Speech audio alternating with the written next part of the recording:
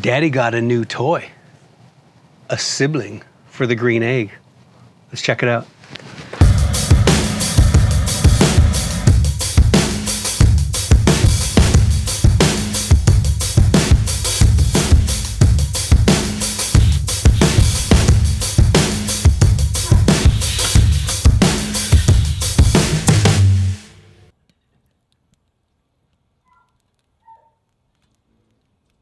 This is the 29-inch Gozney Dome gas and wood-fired pizza oven for your pleasure.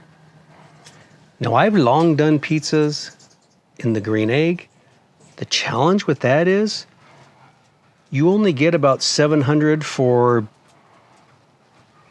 30 to 45 minutes, and then you lose the flame, and then you can't reignite it. And so since I do a lot of pizzas, I wanted something exclusive for pizzas.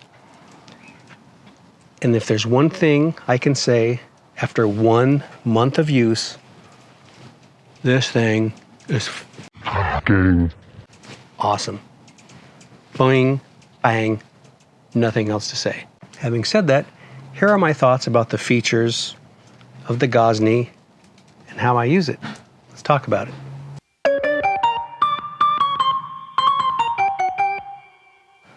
With this dome, there are 2 ways to cook: gas and wood-fired. Why am I doing that?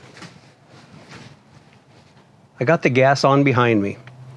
Now, when you read the owner's manual, it says the first thing you do when you get this thing is season it using the gas at lower temps for 30 minutes to an hour. That's mainly what I use it for, is just to season the oven. So every time I want to use this, I turn on the gas, let it sit for 30 minutes. It gets up to about 500.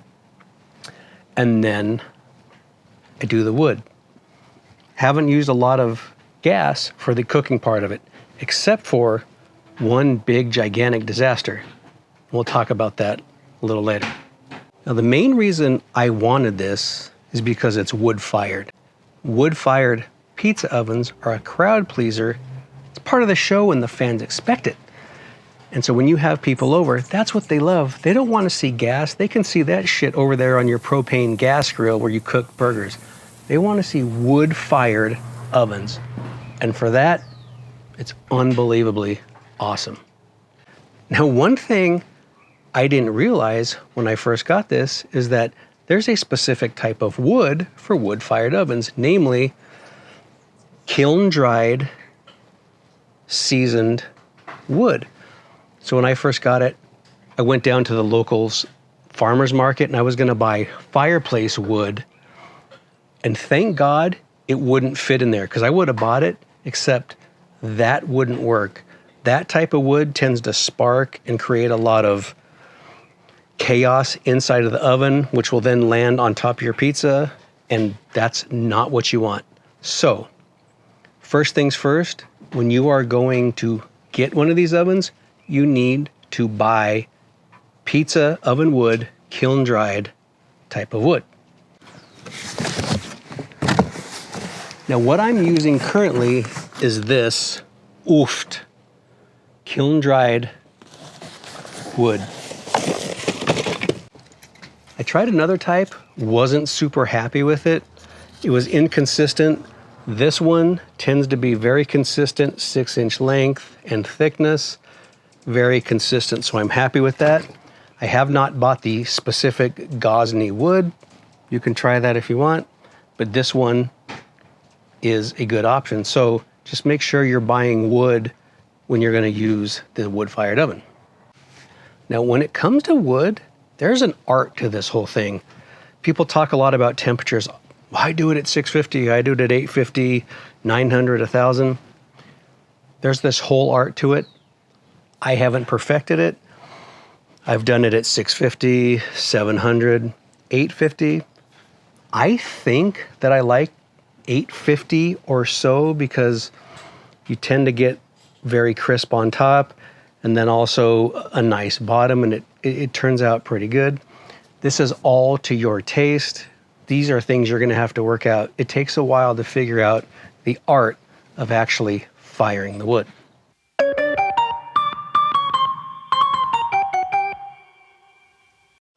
Now, I mainly bought this oven for pizzas specifically. There's a lot of talk on YouTube and online about all the different things you can cook.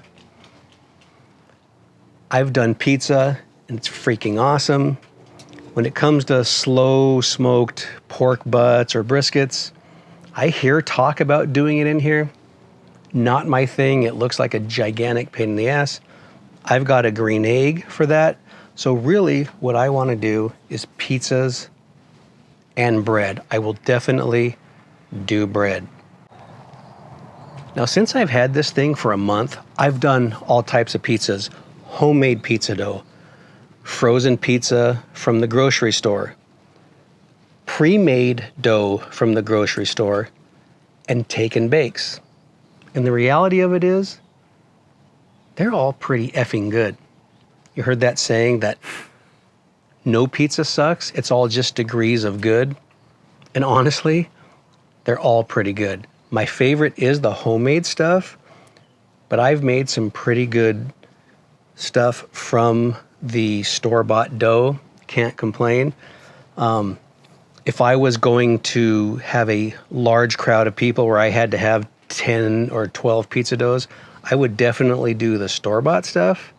But when it comes to doing 3 to 6, I will definitely always do it homemade because it's light and crispy, and just that's the one I like the most. I mentioned earlier that I did try to use the gas to cook a pizza. That was a take and bake because I wasn't sure how it was going to work. That was a freaking disaster. If you've ever brought home a take and bake, there's a little paper plate on the bottom.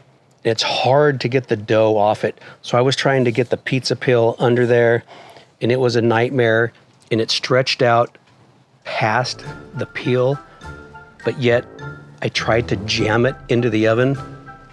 Oh, and it coiled up into a little ball.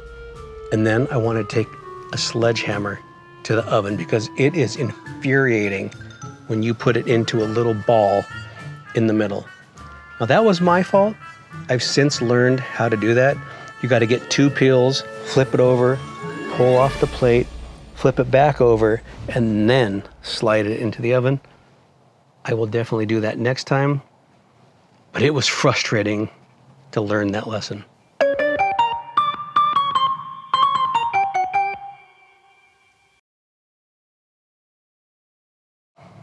The other thing I will do in this oven quite frequently is bread, whether it's sourdough, which I do a lot of, or baguettes. I've done it once in this oven, and it turned out pretty damn awesome. The oven spring was unlike anything I've ever seen, except that the temperatures fall pretty quickly, so I didn't get that caramelized color on top, which was kind of frustrating, but I've read that you need to start at a higher temperature, knowing that the temps will fall. Lesson learned, so we'll see how that works out in the future, but it was an unbelievable loaf. Here's what it looked like.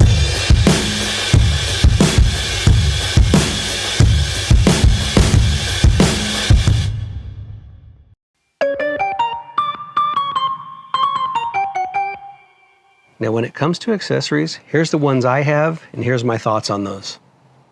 Number 1, the large Gozney pizza peel. Absolutely essential. It's metal. You don't get much stickage on that thing. It's got a long handle.